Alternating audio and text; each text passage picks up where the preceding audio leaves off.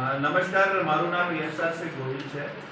Film entertainment and television association જે કલા સાહિત્ય અને મનોરંજનના ક્ષેત્રનું એટલે કે ફેશન ઇન્ડસ્ટ્રી, ટેલિવૂડ અને બોલિવૂડનું એક એવું ઓર્ગેનાઇઝેશન છે જે 20 દેશોમાં છે. એનું ભારતમાં અમે પ્રતિનિધિત્વ કરીએ છીએ અને ફેશન ઇન્ડસ્ટ્રીમાં નવા આયામોનું સ્થાપી અને કેવી રીતે બહેતર બને એના માટેના પ્રયાસો છે.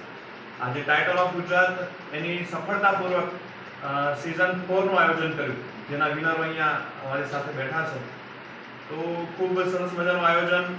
હું ટાઇટલ ઓફ ગુજરાતના જે ઓર્ગેનાઇઝર છે મારી સાથે બેઠા છે ભાઈ સિદ્ધાર્થભાઈ રાણે, જે બહુ મોટું નામ છે આ ફિલ્ડની અંદર, એકેડમીના પોતે પ્રોફેસર પણ છે અને બહુ સરસ મજાનું એમણે આયોજન કર્યું. અમે એમની જે આ આયોજન છે એની બિરદાવીએ છે. સાથે જયવીર ખાનિયા, એ ટાઇટલ ઓફ ગુજરાત, અને એમણે પણ સરસ મજાનો એક નવો અભિગમ અપનાવ્યો, નવો એક આઈડિયા લાવ્યા કે ભાઈ આ ફેશન શોને કયા રીતથી કરવો. અને આપ સૌ જોઈ રહ્યા છો ટાઇટલ ઓફ ગુજરાતના પેજ પર બહુ સરસ રીતે એ એક સારો મળ્યો અને સારા ફેશન શોને સ્ટાન્ડર્ડ એમને લેવલ મેન્ટેન કર્યું. તો ખરેખર ફેન્ટા ઓર્ગેનાઇઝેશન તરફથી હું એમને ખૂબ ખૂબ અભિનંદન પાઠવું. રેડી? નમસ્કાર, સૌપ્રથમ good evening to all of you.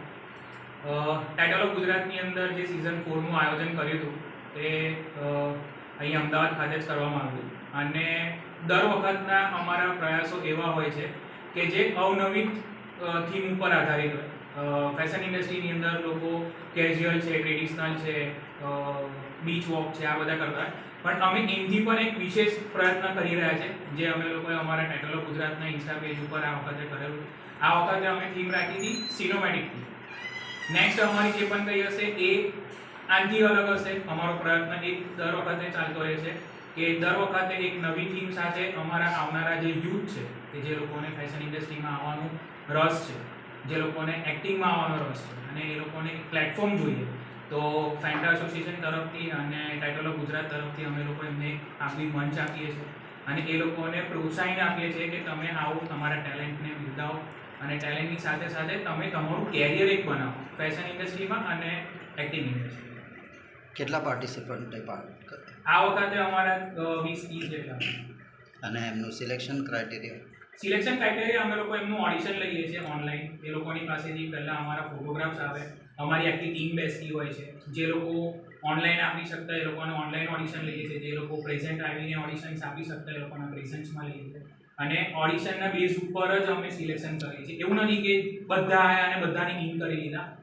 જે લોકો છે કે જેમને ટેલેન્ટ છે એ લોકોનું સિલેક્શન થાય છે.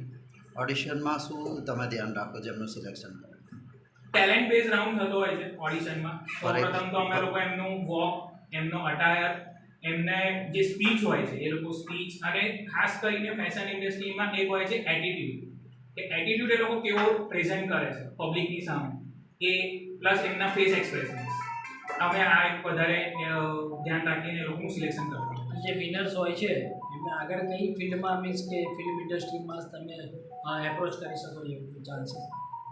દરેક મોડલ જે લોકો વિન થતા હોય છે એ લોકોનું એક એ હોય છે કે ભાઈ વોટ નેક્સ્ટ, કે ટાઇટલ જીતી લીધું, ક્રાઉન થઈ ગયું, તો દરેક જગ્યાએ પોતપોતાના ફેશન ઇન્ડસ્ટ્રી ચાલતી હોય છે. જે રીતના પંજાબ છે તો પંજાબનું હોય, ગુજરાત હોય તો ગુજરાતનું છે, મહારાષ્ટ્ર હોય તો મહારાષ્ટ્રનું.